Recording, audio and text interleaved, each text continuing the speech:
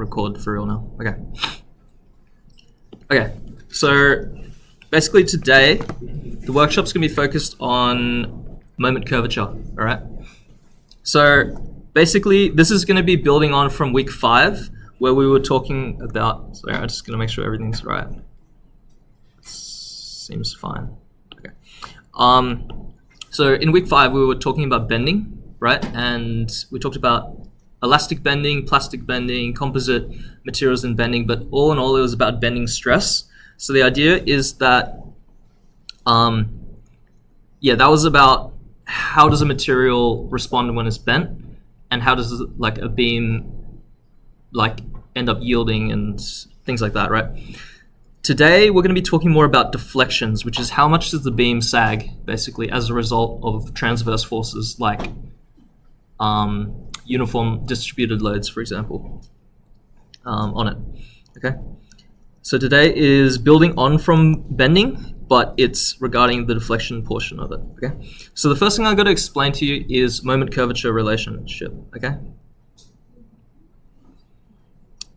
so basically I want you to imagine, so if you imagine a beam, right, and I'm going to draw the beam as if it's got like a depth to it, and it's got a uniform distributed load on it, like this, okay?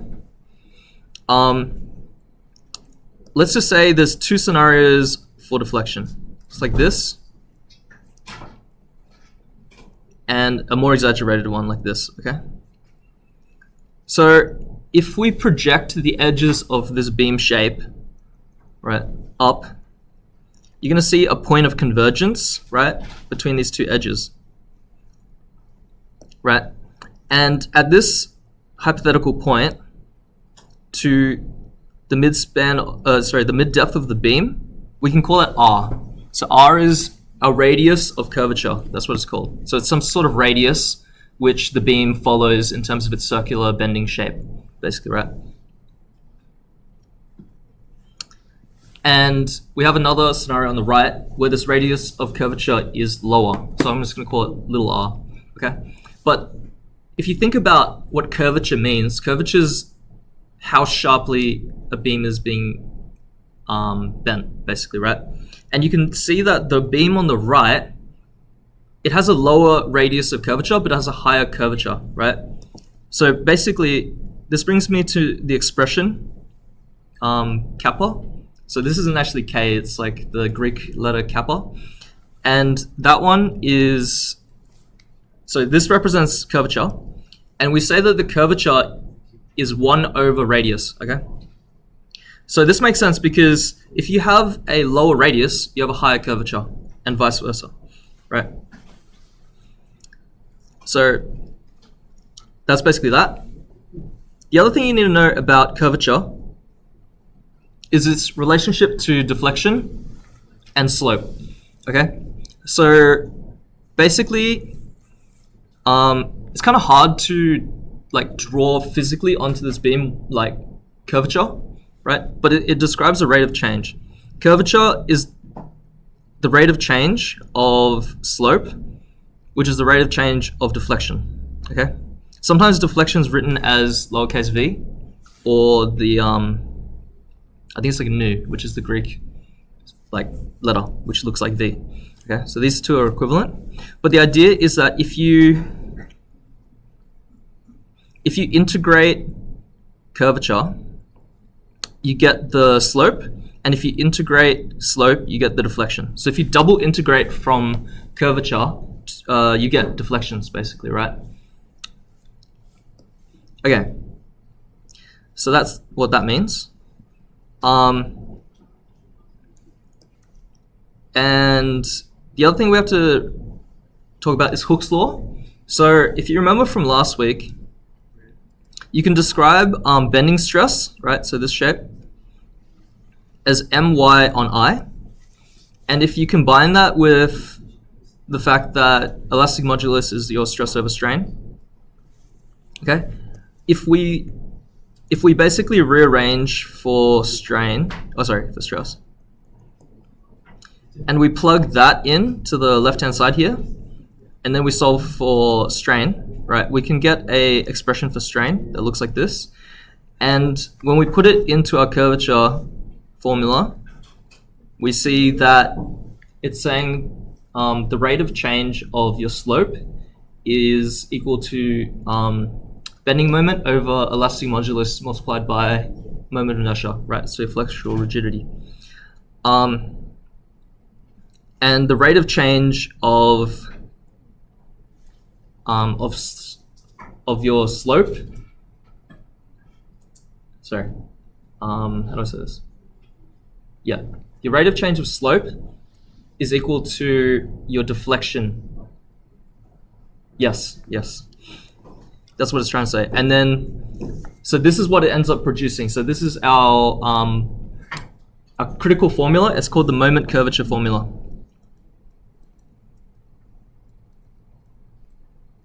Okay, so the moment curvature formula is basically saying that your bending moment divided by flexural rigidity is equal to your curvature.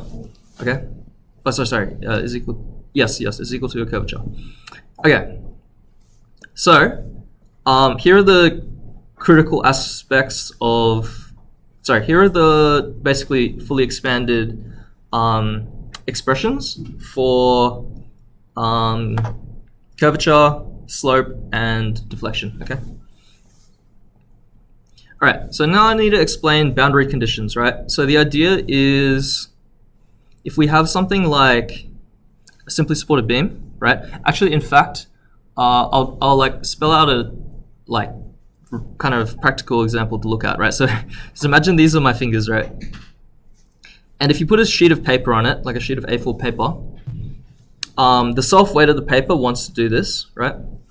And the idea is that my fingers are behaving like pin supports, right? So they're supporting the vertical reaction, but they allow for free rotation at the support, okay?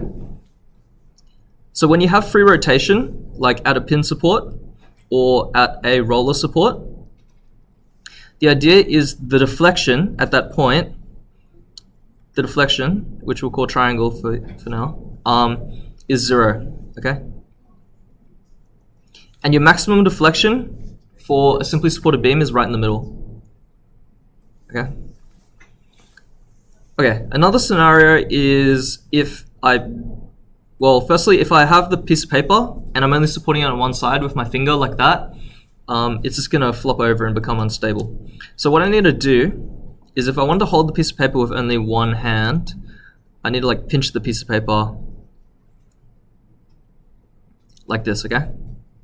And the piece of paper will basically cantilever like that.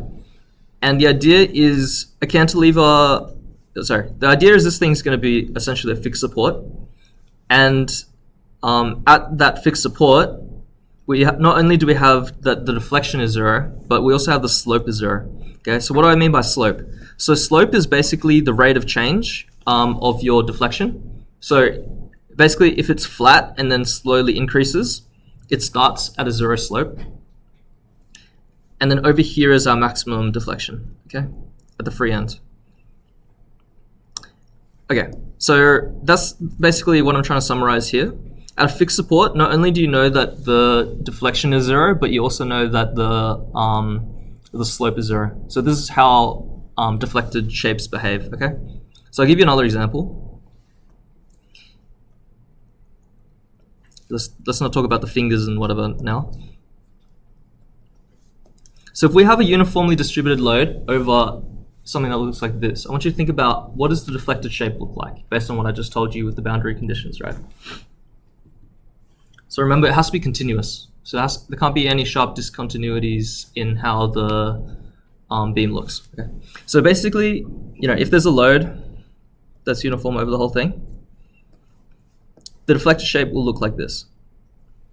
Okay, which makes sense because it's allowed to rotate at the pin, but it's not allowed to freely rotate at the support. Okay. So that's how the deflected shape for something like that would look like, right? Okay, here it's worded like this in the lectures. It's saying there's a special case where you have some kind of pre-settlement. I don't really like the word settlement because it almost has like a geotechnical kind of connotation to it. But here's the way that I like to think about this, right? So if you imagine you're like a structural engineer and you're designing a steel beam. Okay. So that's your beam, that's the neutral axis, and if there's a uniform load on it, it might deflect like this, for example, right? And so let's do from the bottom to the bottom. Here's the amount of deflection that you have, right? But say you don't want to allow for this amount of deflection because it's deflecting too much. In this case, you might choose to pre-camber the beam, which is basically a manufacturing technique that produces a beam that looks like this, for example, right? I'm exaggerating it by quite a bit. So that's your I-beam. And for an I-beam, basically here's the shape of the I-beam. These I-beams are hot rolled through like a mold, and you can set a certain amount of curvature, like a preset curvature to this beam, and it produces something that's arched, basically, right? So if you pre-camber the beam, it might end up only deflecting to, say, the flat level like this, right? So you've effectively given it a negative deflection to begin with, and then after this amount was the negative deflection it started with, and then it needs to deflect that much before it reaches that 0 point of deflection again. So that's the idea of pre-cambering. They've called it settlement, pre-settlement or something like that. Yeah, but you can pre-camber beams, and it's beneficial for how much it deflects in the end because you give it this kind of arching action. Okay, now I've got to explain step functions. So I need to do a bit of a recap on 1300, right? So in ENGG2400, the statics portion, when you were talking about beams, you might remember that there's like this method to cut a beam, and then you algebraically solve for its internal forces, right? And the left-hand side notation looks like this, right? If you remember. Sometimes it's called N.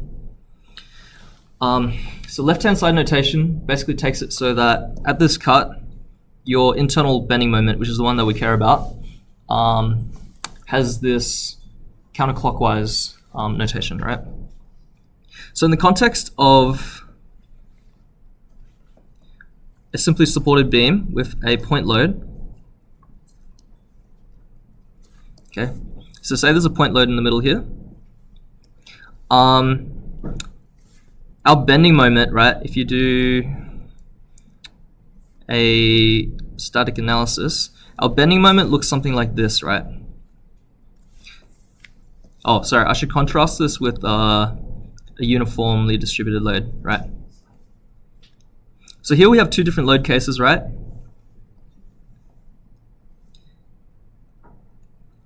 We have a uniform parabola, right, due to a uniformly distributed load. Uniform parabola, that's not a good way to put it. You see a uniformly distributed load that produces a parabola, right, which can be expressed in terms of one mathematical function for bending moment, right? But if you have a point load, you have this sharp jump in slope, right? So there's a downwards trending line and there's an upwards trending line, right? If you have a discontinuity due to a point load, for example, you basically need two expressions for bending moment, right? So you need the bending moment. Let's call this A, this distance A, right? You need the bending moment for when X is less than A, and you need the bending moment for when X is greater than A, right? And then that will give you basically a piecewise function, which you can put together, right? So the way that you can work it out internally, right? We'll recap this when we look at the example, but the idea is you're basically producing two different functions for bending moment, and you can cut the beam, you know, between point A and B here, and then between point B and C, okay? Okay, so how can we express this in one line instead of two lines? Because at the moment we have two lines because it's a piecewise function.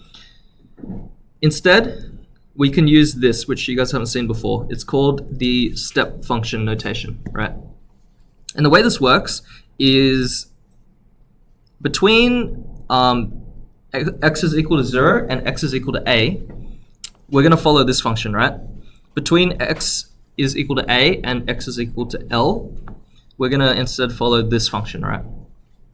And the idea is the difference in these functions is this portion, right? Negative p bracket x minus a bracket, okay? What we can do is we can basically put that in angle brackets, right? And if you do it in angle brackets, what it means is you treat the values within the angle brackets as being equal to 0 until x exceeds the distance a, okay? So if you imagine there's a dude walking along this beam, right? He's at x is equal to 0, and then as soon as he passes x is equal to a, he follows a different moment function, right? So there's one moment function, and then the angle bracket activates, and then etc. Okay, for distributed load, right? The example that I just showed you guys a second ago was a uniformly distributed load acting across an entire beam, but this might not always be the case, okay? You might have a uniform distributed load that only acts over a portion of that beam, right? Like I've shown here. And basically this will produce two discontinuities in the bending moment, okay? Let's call this A, B, C, D, okay? You're gonna have three different functions, right? You're gonna have the function that's between A to B, you're gonna have the function that's between B to C, and you're gonna have the function between C to D, okay? And the idea is that with our step function notation, you can't undo it, right? The idea is that as soon as x passes a certain number, right? So let's call that A, let's call that B, okay, that distance. Once x passes A, right, this bracketed portion is going to be non-zero. And once x passes B, this bracketed portion is going to be non-zero as well. Okay, so how do you get rid of a uniformly distributed load, right? And the answer is you just pretend that it keeps going. You pretend that this uniformly distributed load keeps going, but then you have an equivalent magnitude pushing the other way, right, which cancels itself out, right? So for example, if that magnitude is 10 kilonewtons per meter, if you have a magnitude of 10 kilonewtons per meter, but going the other way, acting on this beam, it effectively becomes 0 kilonewtons per meter. So it's as if there wasn't a distributed load there to begin with at all. Okay, so this is called superposition, and it's a concept that comes up quite a bit in the topic of structural analysis. And yeah, we're just using superposition here to manipulate the step function, basically, right? So here's what we're doing. We have the portion due to the reaction for this bending moment. We have the downwards portion of the step function, and then we have the upwards portion of the step function, right, which activates after x is equal to b. Okay. Do you guys have any questions so far? I know you guys don't have questions because you're doing your practice for your midterm, but just pretend like you have questions, you know. I'm just kidding. It doesn't matter. Okay. Okay, so integration, right? We're going to do a bit of integration practice. Sorry, not practice. Like a refresher. The way that I like to think about integration, right, because I haven't done it in years, is think of the simplest possible example and just remember how you got this result, right? So if we're integrating 2x, right, it becomes x squared. Like we know that's the case, right? So what did I do in order to get to x squared?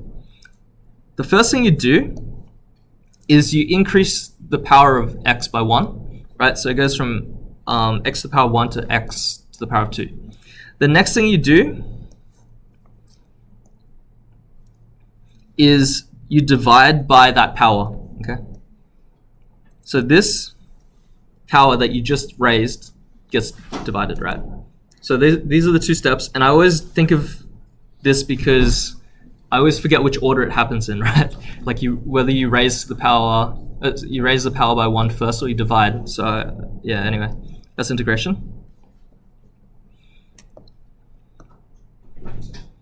Okay, so I want to run you through the step-by-step of how you find deflection, right?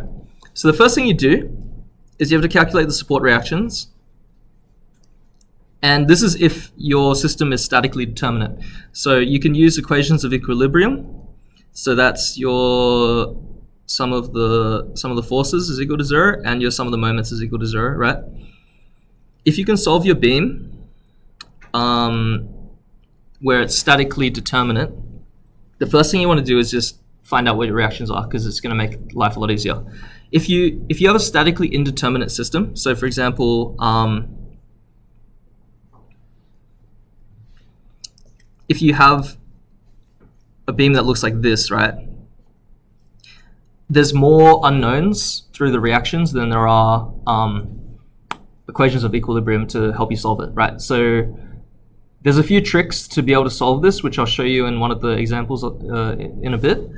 But the idea in general is you can skip this first step if it's statically indeterminate, right? You don't have to solve for the support reactions first, right? You just move straight on to defining the boundary conditions. Okay, so defining boundary conditions, right? So if we were looking at this as our example, we say that at x is equal to 0, our deflection, sometimes I'm going to write deflection as a triangle, sometimes I'm going to write it as v, right? I just want you to get your head around the fact that either way, if I write it as v or as triangle, I'm just referring to the deflection, okay? So we know that at this support, we have 0 deflection, like the beam hasn't sagged at all in that spot, right? Like here. We also know that on the right-hand side, let's call that at x is equal to L, right? So if that's L distance away. We also know that your deflection is 0, and I'm not going to include a unit, and your slope is 0, right? So this was because at a fixed support, we have 0 slope, okay? Okay, so that's determining boundary conditions, okay? Next, we have to find the internal bending moment, right? Which I'll show you once we get to our example. Okay, and then we have to integrate twice. The first time gets you the slope function, and the second time gets you the deflection equation, okay? So yeah, that's basically that step. Then we substitute the boundary conditions in order to solve for our integration constant. So when you integrate something, right?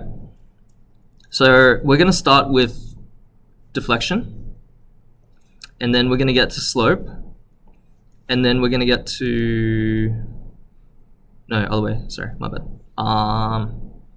We're going to start at curvature, get to slope, and then get to deflection. Okay, so each time we're integrating, right? Integrate, integrate. We'll end up with something plus a deflection constant, and when we integrate twice, we're going to have two integration constants, right? And the idea is that these integration constants can be solved using boundary conditions. So boundary conditions, remember, just refer to what's happening at your supports, right? It's just additional bits of information that we have, okay? So that's what that means. Then we substitute our constant back into the deflection function. So once we've solved for C1 and C2, now we have the entire function laid out in front of us without any unknowns, basically, right? Other than our function for x, right? So that's what that means. Yeah, and then depending on the question, we're gonna find the deflection at some given point of interest, or we're going to find the max deflection. Okay, so I'll tell you what that means when we get to it. This one I briefly mentioned earlier, but if you have a statically indeterminate beam, you can skip the first step, and then you can solve for the reactions once you have the boundary conditions and your deflection and slope functions ready to go, basically. Another thing you got to note is that kilonewtons multiplied by meters cubed can be converted to newtons multiplied by millimeters cubed if you multiply by 10 to the 12. Okay, so this doesn't come up very often as like a conversion in any other topic except this one. This one's pretty much specific for deflection, right? Yeah. You'll see that in the second example. Okay, so before I give you guys a break, I'm gonna just tell you guys a little. Sorry, not little. I'm gonna work through like 2 mini examples, and I'm gonna work through 2 slightly longer examples in the second half of this lesson, right? So before our break, I'm gonna work through these like little mini examples, okay? So this first mini example is a very, very common loading scenario, and the reason I show you this, right, it's basically a simply supported beam with a uniformly distributed load on it. The reason I show you this is because when I was working as a structural engineer, I saw this number come up a lot, right? And you'll see this as well if you do concrete structures, right, in 3rd year. I saw this number come up a lot, 5/384, and I always wondered where it was from, and it wasn't until I just did this in preparation for this workshop that I found out exactly where this number's from, okay? So let me show you, okay? And I'll show you the process of how we go through those step-by-steps, okay? So the first thing is working out the reactions, right? So if we have a uniformly distributed load that happens over L distance, right? The amount of force that's going down in total, right, let's call it F, is equal to W multiplied by L. So all that downwards force is split between 2 vertical reactions going the other way, and each of those reactions is going to be half of whatever force that was, right? So each of those reactions is just half of the total force going upwards. Okay, so when you're trying to derive a internal moment, here's the way I would do it. And this one's going to be algebraic, right? But in the examples I show you after the break, I'm going to have like real numbers that I plug in, right? But what you can do, okay, firstly, I'm going to draw out a cut. So if I cut the beam here, right, forget there's no point load on here. It's just a uniformly distributed load. If I cut there, my beam looks like this, right? We've got a reaction, and we've got a uniformly distributed load, and we have an internal moment reaction that's going counterclockwise here. We have, we know the magnitude of that reaction. We just calculated it as WL on 2, okay? And the distance to the cut is a varying distance, which we'll call X, okay? So this is our cut, free body diagram, right? So if we take the sum of the moments at the cut, right, that's right here. I'm going to call this mx as a function of x. Our function, our internal bending moment mx, is going counterclockwise, so it's going to be positive. And then we have 2 forces to account for, right? We have the reaction, right, which is WL on 2. That's the magnitude, and the lever arm is x, okay? But then we also have a varying amount of uniformly distributed load, right? The total magnitude of that is equal to W, right, which is the amount of kilonewtons per meter, multiplied by X, right? So that's that total force going down there, okay? That distance from our cut, the distance from our cut to the center of that uniformly distributed load is x on 2, okay? So, and it's going counterclockwise. So we say that the magnitude is Wx and the lever arm is x on 2, okay? So that's all of our forces. And if we rearrange for mx, right, on the left-hand side, so all of that is equal to 0, right? If we rearrange for mx, we find that our system is equal to,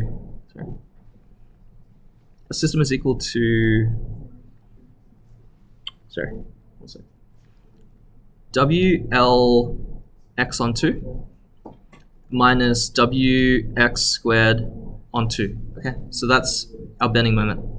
So how does this plug into the rest of our equations? So we have our internal bending moment. That basically goes here in this equation, right, for curvature. So this is a moment curvature equation. Here I've highlighted some of the boundary conditions on the left and the right. But basically, yeah, if we integrate once, we get the slope. If we integrate twice, right, we get the deflection. Okay. Okay. So in terms of integration, right, we want to integrate this, right? So integrating that first component is just, so we get x, which is to the power of 1 at the moment, and we raise it to the power of 2, and then we divide by that number, right? In other words, it's 2 multiplied by 2, right? So that whole thing at the bottom is going to be 4, okay? The second component, we do the same thing. So we're going to raise x to the power of 3 now, rather than 2, and then we're going to divide by that amount, okay? So we're going to do 2 times 3. Okay, so that is basically our expression that we have for slope, and we have this integration constant as well, okay? For the deflection, we just take what we've done, like integrating once, and then we integrate it again, okay? So how does that work? 2 becomes 3, and then 4 gets multiplied by 3 and becomes 12, right? And for our second component, 3 becomes 4, and then 4 gets multiplied by 6 to become 24, okay? And you have to remember your integration constant when you integrate it. It's currently x to the power of 0, right? It now becomes x to the power of 1. And then you have your second integration constant, right, C2. Okay. Next is boundary conditions, right? And the order in which you solve your boundary conditions is important, because there's usually only one order to solve it in, to not get stuck, right? So you want to think about, okay, how do I make life as easy as possible for myself, right? So remember, if we're gauging this beam as x, right, we have x is equal to 0 over here, and we have x is equal to L. So if you do x is equal to 0, right, and you have this function which is a bunch of things expressed in terms of x, it's a lot easier to just set everything to be 0 than it is to set everything to be L, if that makes sense. So that is to say, all these terms cancel out if you choose the boundary condition which results in x being 0, okay? Okay, so what do I mean? Using boundary condition 1 in the deflection formula, right? Sorry, so this, oh, I didn't do a very good job. Sorry. What I'll do is I'm gonna highlight these as different colors, so it's like super obvious which one becomes which, okay? So that's the slope formula. That's the deflection formula, right? So we're operating with the deflection formula. Okay? In both scenarios, boundary condition 1 and 2. Because if we have two pin supports, we can't use the slope formula to derive anything meaningful. Okay? So anyway, at x is equal to 0, we know the deflection has to be 0, so we're setting the deflection to be 0 on the left-hand side for both instances, right? And for the first boundary condition, we're just going to sub in, every time you see an x, it's just going to become a 0, right? And that basically just tells us that C2, our second integration constant, is 0. For our second boundary condition, this one's a little bit more annoying because now x is substituted out with L, right? So every time you see x, you now put in L, right? Which results in a non-zero answer for our first integration constant C1, okay? So why this is important is because C1 now replaces this portion of our deflection formula, right? So if our deflection formula is the orange one, right? We've replaced the blue part with what we just found using boundary conditions for our first integration constant, right? Okay, so in terms of symmetry, right? If we have a simply supported beam with a uniformly distributed load on it, we know that the max deflection is right in the middle. Okay, so that's kind of what we're just gonna do now. It's where you have zero slope, basically. Your maximum deflection is where you have zero slope.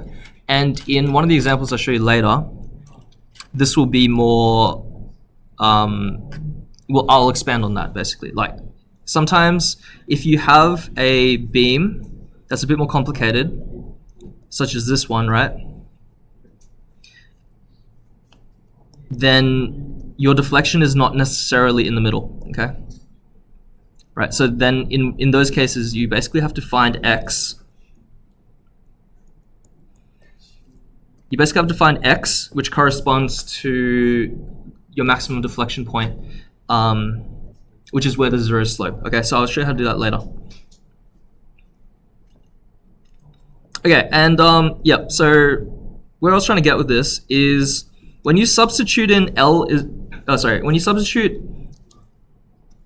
x over 2 into your deflection formula, right? So that's everything, including the blue part. But now we've just substituted L over 2 wherever we see x. You simplify it, and that's how you get 5 on 384 as the constant in front of this formula, okay? So you see this formula all the time, like as a structural engineer. You see it everywhere because it's just saying, here's the max deflection for our simply supported beam with a uniformly distributed load on it. Super common loading scenario. And I've always wondered personally, like where this constant comes from. So that's where it's from. Similarly, you can do this with point loads, right? So just running through the same thought process again, except now we've got a moment distribution that's discontinuous, and but the slope will still be continuous, right? Oh, sorry, I didn't really say the right thing. How do I say this? The deflection is a continuous shape. You never see a deflected beam shape that has a sudden jump, if that makes sense. So even though the bending moment has a sharp jump, your deflection will be smooth like that, okay? Okay, working through the same logic, the constant that you'll find in front of a loading scenario, which is a simply supported beam, with a point load in the middle, is that you've got 1 over 48 as the constant, right? And so that's for a point load. Okay, guys, I'll give you a break now. You're also welcome to leave, it's chill. I'm gonna run through 2 examples, and you can come up the front during the break if you've got questions. Okay.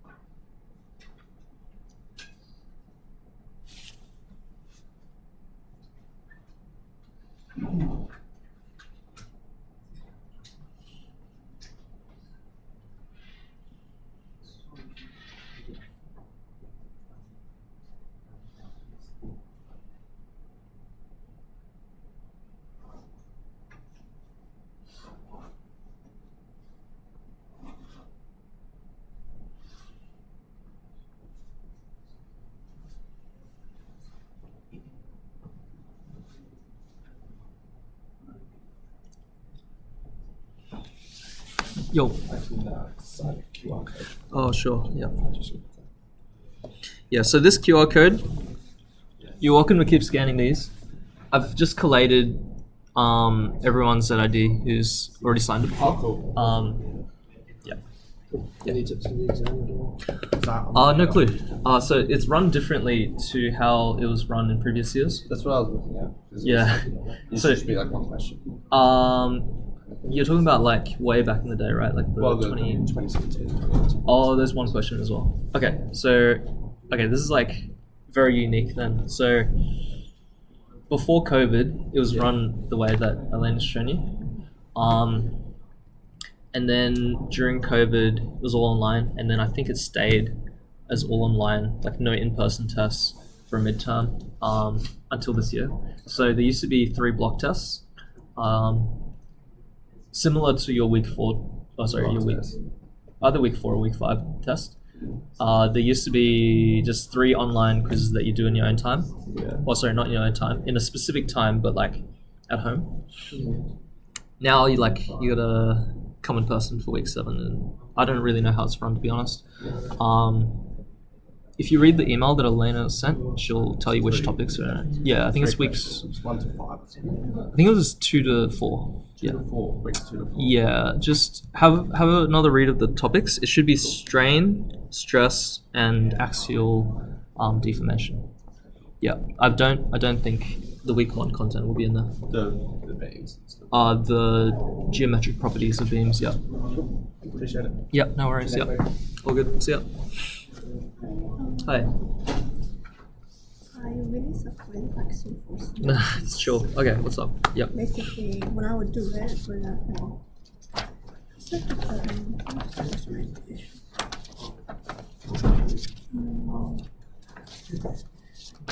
it might be like this one, for example. So I would assume, obviously, you don't have to be correct in your assumption. However,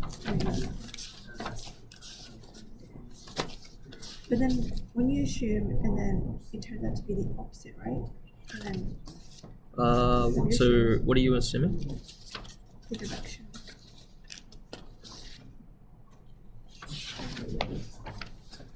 Oh, so your answer. That's so much.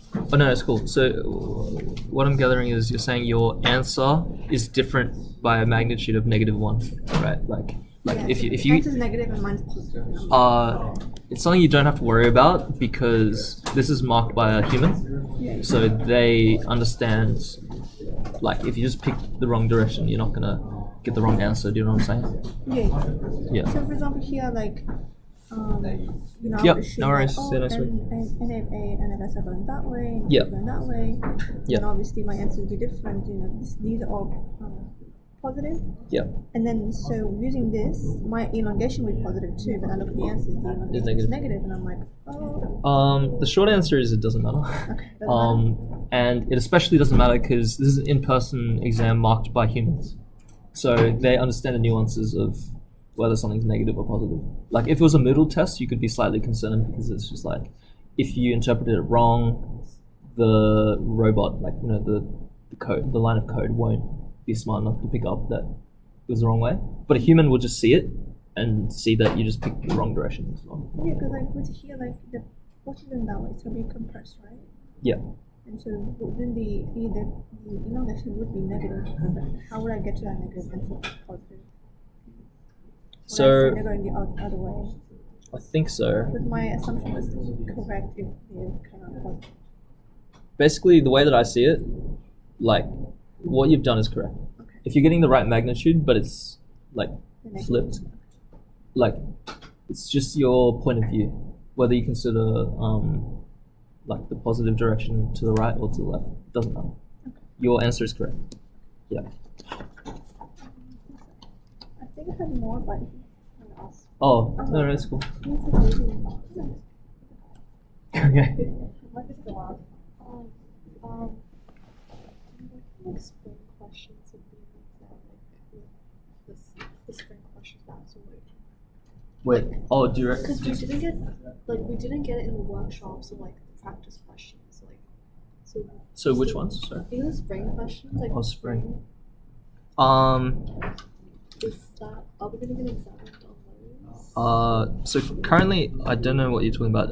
But what I can do is Like because F equals K X like those. oh when I Yeah. was doing my Yeah, yeah, explanations. yeah.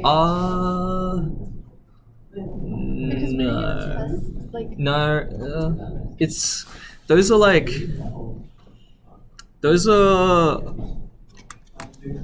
okay. So basically, like yeah, like I think it was taught to you in like ENGG2400 or whatever, Yeah, right? yeah, Like this yeah. thing, right? Okay, so that's P. No, so that's F, and then you got your elongation or whatever uh-huh. of delta X, and then the spring constant K. Mhm. The idea is this is just a one-dimensional version of what you're learning. So we won't get tested? Or we might? Like, Because I'm just asking, 'cause, like, what we covered in like the workshops and Yeah. then like the practice questions. it doesn't have it. No, like it's not included. It's not included, but I'm just saying, like, generally, like, what we covered in those, like, type of, like, questions, like, is that going to be reflected in the exam? Yeah, Like, I I don't think want it's to open up the paper and it's, like, completely different. yeah, you yeah, I know what what you're mean? saying. Like, okay. Basically, if we're taking a huge step back and Okay. we're looking at it from like a bird's eye view, Okay.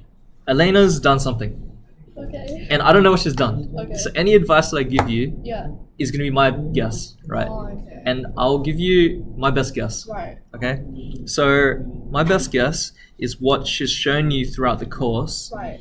like in the workshops, in the practice papers, is what you're gonna expect Okay. in like your midterm. Because I saw, And- yeah, sorry. Sorry, and like a primary reason as to why I think it'll look very, very similar to what you've already seen Yeah. is because Elena's run this course for a while Right. and she hasn't mixed it up like significantly. Because, like, I saw, because I know, like, before, like, last year or 2 years ago, it was, like, online, like, the exams Yeah. were online, so, like, Yeah, I last year. Yeah.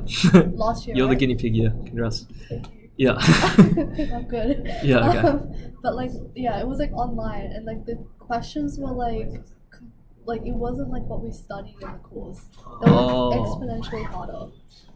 So that's why I'm asking. Like, Yeah, it's a question. But the thing is about what you're asking here is this should be easier yeah, because like you've been learning the 2D version, so if you're given the Yeah. 1D version, like that's true. I'm like 99% sure you'll figure it out, right? Yeah. So It's fine, but I'm just like I'm asking generally because what we covered in the course is it going to be covered in the exam?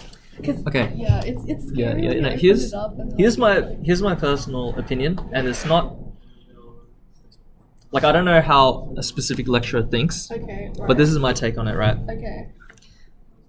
A midterm that's in person is incredibly difficult to cheat in. Yeah. Right? And so it's usually very fair. It's Right. like what you've learned in the workshops is often reflected in in-person Right. Okay. in-person testing. The thing about online tests is Yeah. lecturers understand how students can cheat. They can work together, they can use ChatGPT. That's why it'll be much harder Right. like by looking at it if it's an open book exam that's done online. Yeah. It's because they're accounting for the tools that students are already using to take the exam. Okay. So if you have an in-person exam, it's actually very fair in my opinion. So I'm very for in-person exams because I think Okay. it'll give you an accurate result of how well you understand the course. Okay. Okay. Alright. So hopefully that eases your worries a bit. Yeah. But with everything I say, I can't guarantee anything because Yeah. I'm not the person who wrote The exam. the exam. Yeah. So I'm just giving you what I think will happen. Okay. Yeah. Alright. Thank you. So hopefully that's accurate. You guys can tell me next next week if I was wrong. Yeah. Could you go through like a problem step by step that might be like on the midterm? Like How about I finish recording this, and if we've got spare time, I'll do that. Yeah. Yeah. Yep. Sure. This doesn't make sense. I don't know what I'm doing. Okay. I don't like. I get the whole like ratio, like but I don't get how they got to that part. Okay. You know what? I'm going to combine this with what this gentleman just said. So after I finish this recording, I will run through this exact question. Okay. Okay. All right. Let's continue with this workshop.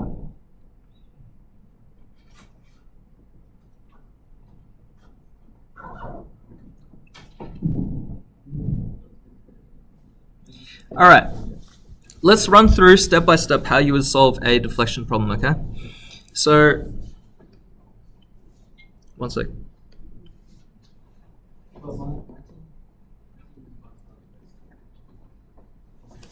Okay, let's run through deflection examples, right? I've got two for you, right? So the first one, we have a uniformly distributed load of 50 kilonewtons per meter. Determine the equation to the elastic line for the portion A to B. So what does that mean? So this is portion A to B. The elastic line just means what's the shape of the beam, right? Take E is equal to 20,000 MPa and I is equal to 845 times 10 to the 6 millimeters to the power of 4, okay? Verify that the maximum deflection for the portion AB occurs when x is equal to 4.92 from A. What is the maximum value for the deflection in AB? Okay, so immediately I want you to think about what is the deflected shape of this beam. Okay, it might look something like this. Oops. Okay, we care about what is the max deflection, and we care about what is the distance to that point of max deflection, okay? So the first thing we got to do is work out the support reactions because this is statically determinate, right? So we can use moment equilibrium. So we take this on the moments at A, it's over here. We have to look at a couple of different forces, okay? We have to look at the total equivalent load due to the distributed load. We have to look at the reaction at B as well, okay? So that distributed load has a magnitude of 50 and it's 12 meters long, and the center of it, the lever arm of that moment, is 6 meters away, okay? And then we have to account for this reaction, which causes counterclockwise spin. And that reaction is 10 meters away. Okay. If we rearrange for RB, we get 360 kilonewtons, right? Okay. Some of the forces in the vertical direction, we have the two reactions, which we've assumed pointing up, and we've got 50 kilonewtons multiplied by 12 meters of force going down, right? So that gives us that RA is equal to 240, because if we substitute in what we know RB is, then yeah, that's how we solve for it. Okay, so now we've got our two reactions. Okay, now we're basically going to take a cut between A to B. Okay, so here's the cut, and here's the internal moment, and we're going to take, so here's the internal moment, right? If we take the sum of the moments about that cut, we have this internal moment, which is acting counterclockwise, so it's B positive. and then we have this reaction here, 240 magnitude, and the lever arm is x, right? It's x distance away from this cut. Okay, and then we have a magnitude of 50 multiplied by x as the force going down, and the distance away is x on 2. Okay, so that's everything in terms of the that's everything in terms of the moments summed about the cut. If we rearrange for the internal bending moment, right, we get this expression. Okay, and what we're going to do is we're going to flip this and take downwards as a positive direction, right? So if we flip this, we just multiply it by -1. And that gives us the moment curvature expression. And we also know two boundary conditions, right? We know at each of the pin supports that the deflection is 0, okay? First we're gonna take our moment curvature expression and we're going to we're gonna integrate with respect to x, right? So integrating 25x squared gives us 25x cubed over 3. Integrating negative 240x gives us negative 240x squared on 2. And then we also get this integration constant remaining, right? If we integrate again, we get the first component as 25x to the power of 4 on 12, because we've raised to the power and then we're dividing by 4. And then the second component becomes negative 240x to the power of 3 on 6, right? Our first integration constant gains a x, and our second integration constant now appears, okay? So, yeah, if we sub in the first boundary condition, as I briefly mentioned before the break, if you're given the option to sub in a boundary condition where x is equal to 0 or x is equal to something that's not 0, it's usually better to do x is equal to 0 first to work out whatever you want to work out in terms of integration constants, because a lot of the time C2 just ends up becoming 0. So you're working with one less integration constant, right? Okay, so now that we know that C2 is 0, we have to work out C1. Okay, so C1, so this is 0. Now we're working with this expression, right? The left-hand side becomes 0 because at the right-hand side support we have 0 deflection. So the rest of these, what we do is we plug in x is equal to 10 wherever we see x. Okay.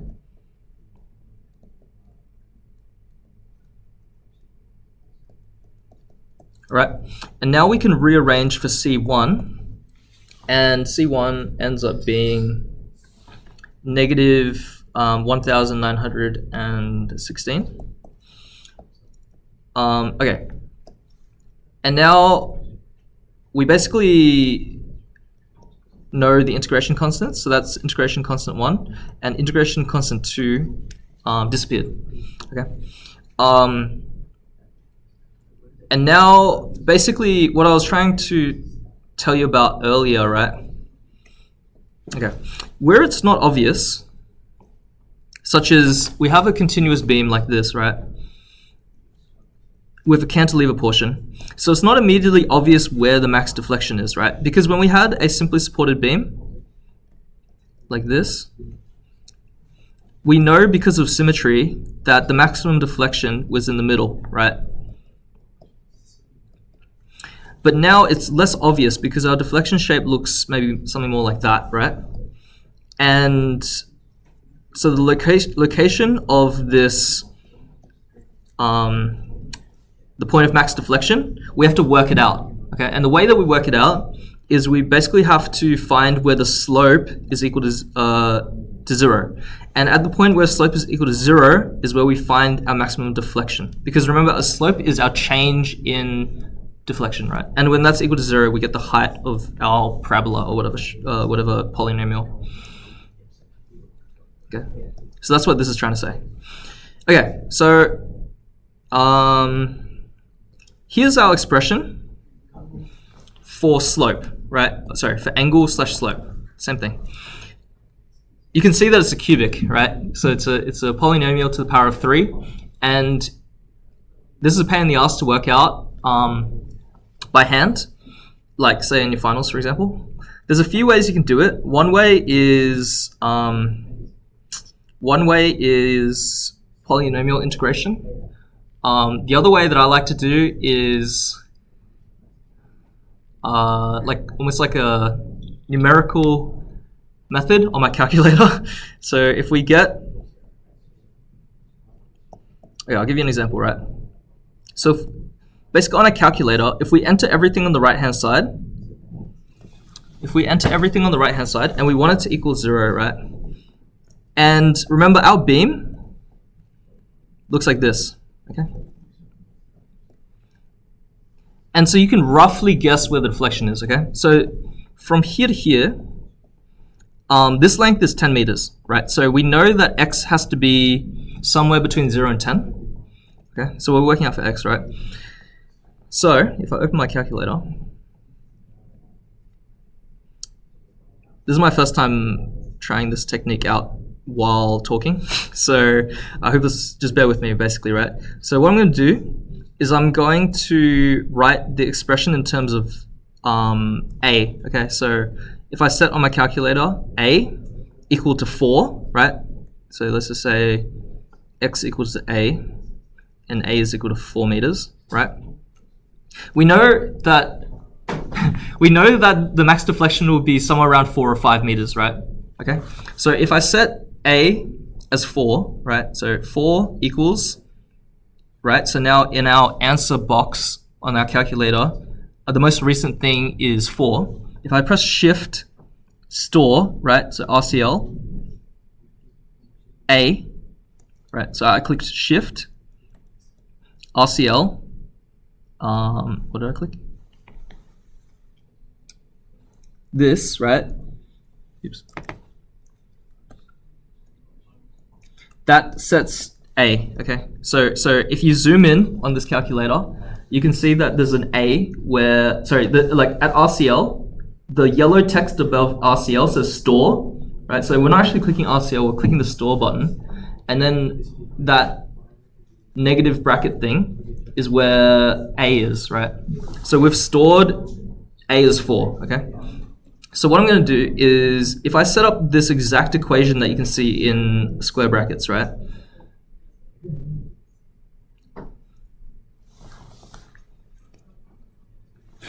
Give me 1 sec.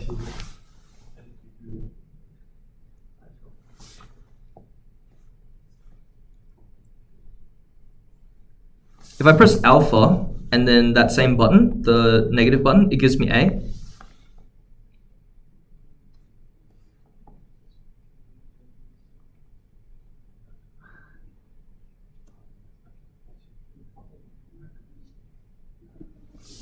Okay. Do you see how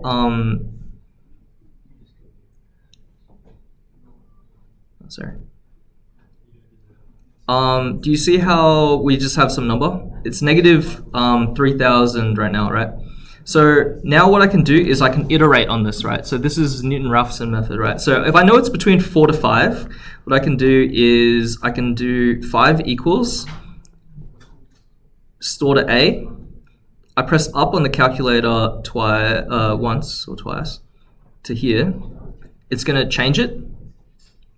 Wait, did I write that correctly? Sorry. Okay. You know what I've done?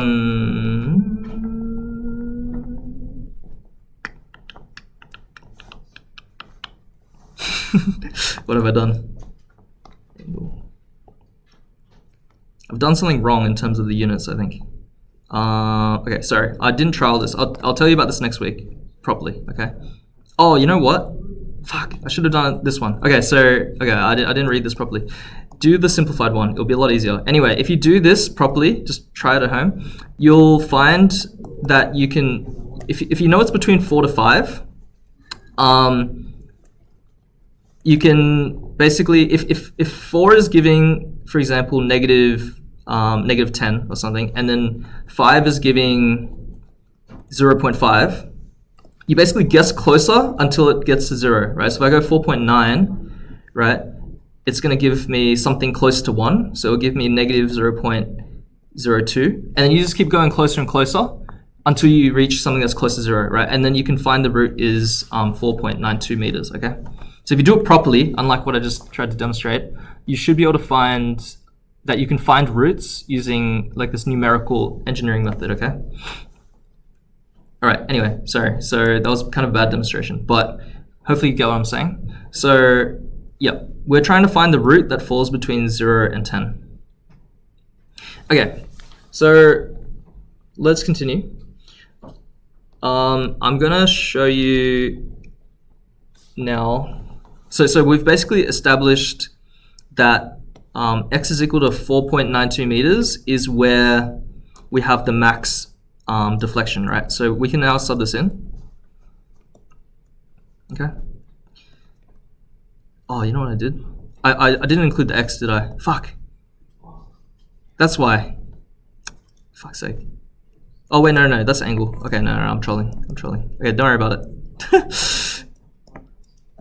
Okay, sorry. This is a different equation. This is your slope. Sorry. This is your deflection. The one I showed you just a second ago was the angle slash slope. Okay. Okay, yeah. Happy days. We're doing it correctly. Oops. Okay. So when you punch that all in, you're going to get something in terms of kilonewtons multiplied by meters cubed if you've put EI on the left-hand side, okay?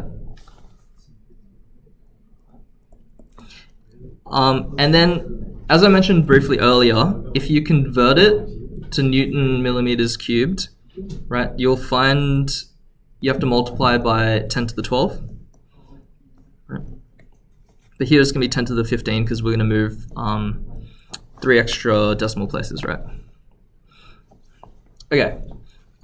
We know from what the question told us, the E value and the I value, right? Elastic modulus and your stiffness.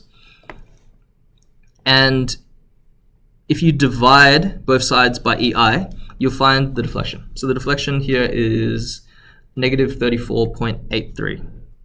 Okay. Okay, so that's how you find the deflection for that. All right, so question 3. Here's something that's statically indeterminate, and I'll tell you our approach, okay? So here's basically the problem. We have some kind of support here, and then we have a fixed support. So we have a roller support and a fixed support.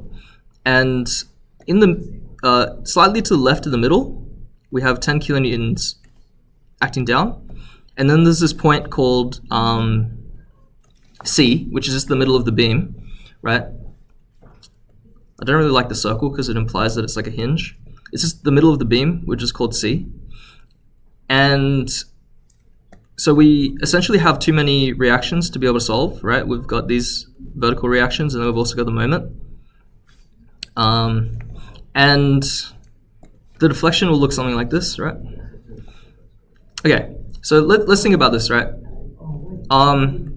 We can be smart about this, and if we cut from the left-hand side, right, let's cut to the right of that point load. If we cut here, essentially we simplify our system a little bit, where we only really care about the unknown RA, okay? So we don't know what this is, so that's one of our unknowns, right? The other unknowns that we're gonna have are C1 and C2, our 2 integration constants, right? And we have 3 bits of information, right? We know that at x is equal to 0, the deflection is 0, and we know that at x is equal to L, our deflection is 0 and our slope is 0.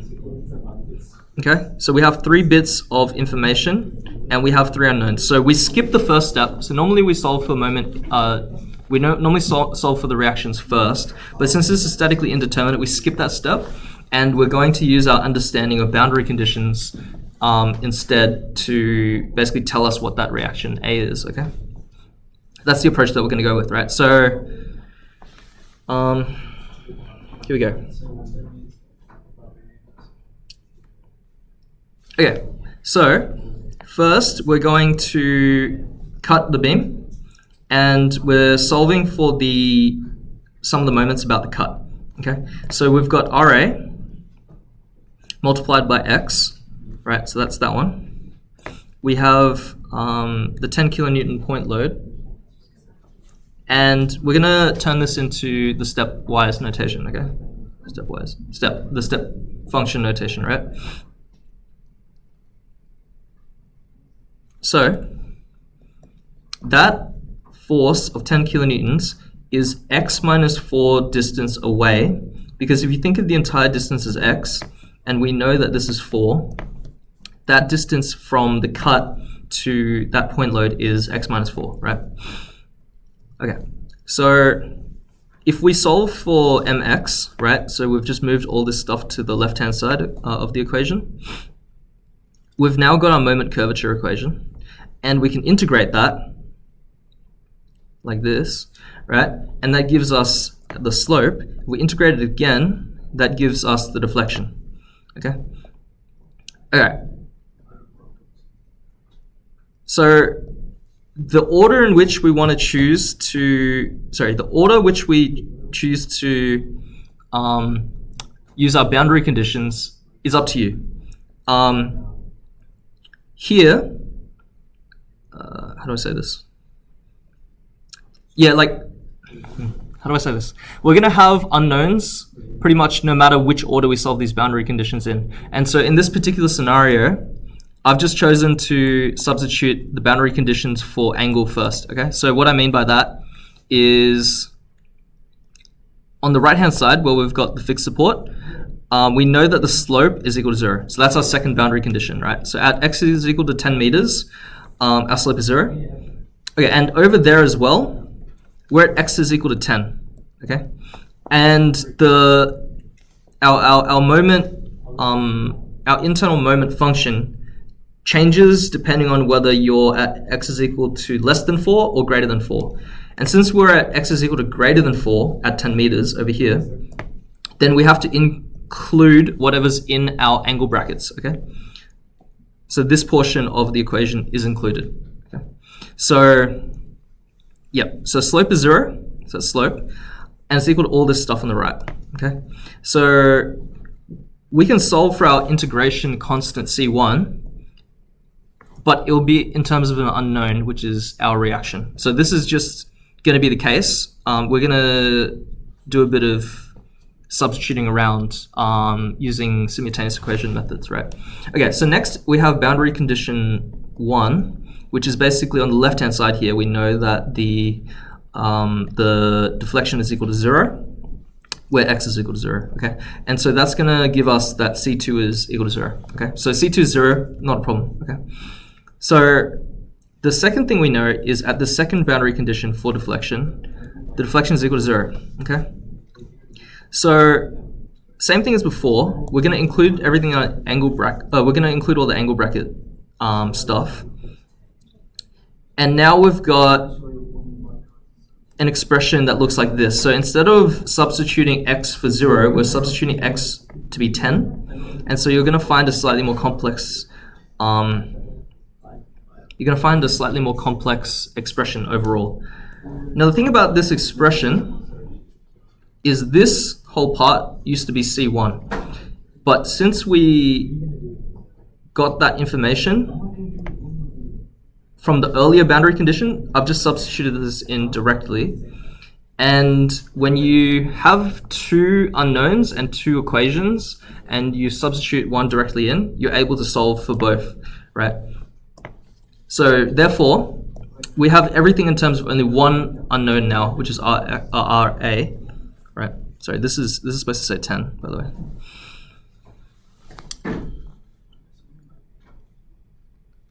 Okay, so RA is equal to 4.32 kilonewtons, okay? So once we've got one of the unknowns, it's actually very straightforward to get the other unknown. All we do is we substitute it back into this expression, okay? So now, happy days, we've got reaction at A, and we've got integration constant 1, okay? So now we want to find the deflection at C. So C is a known location, right? It's at x is equal to 5. It's at a known location, but we want to just find out what the deflection is, right? So we worked out C1, C2 was 0, and this was RA. So we just found RA through the previous substitution, right? So since 5 is greater than 4 meters, right? So we're on this side. Sorry, we're at this side of that point load, which creates a discontinuity in the bending moment. We have to consider everything inside the angle brackets, right? Okay, so then we substitute in x is equal to 5, everything, right? And we find that our deflection is negative 91.67, and then divided by EI, okay? So that is our deflection at the midspan, okay? So why it's divided by EI is because in this particular question, they don't give you what the value for E or I is. So you're allowed to express deflections in terms of these unknowns in that scenario, right? Okay, next is finding the slope at C, which is a pretty straightforward process once you've got C1 and RA worked out. And yeah, that's pretty much it. Yeah, is there anything else to say? Not really. Okay, so that's the shape of the deflection of the beam. Okay, so, okay, I'm not going to actually go through this example, but this is probably one of the most complicated examples that you will find. This is from the workshop questions, and you've got two fixed supports at either end, and you've got a UDL that's not continuous throughout the entire beam, so it's going to require you to put together a rather complicated complicated arrangement for the step function. Okay, so this will be in my drive, the solutions, but I'm not going to go through it in detail in this video, and it requires simultaneous equations because we've got so many unknowns. Okay. All right, I'm going to end the recording.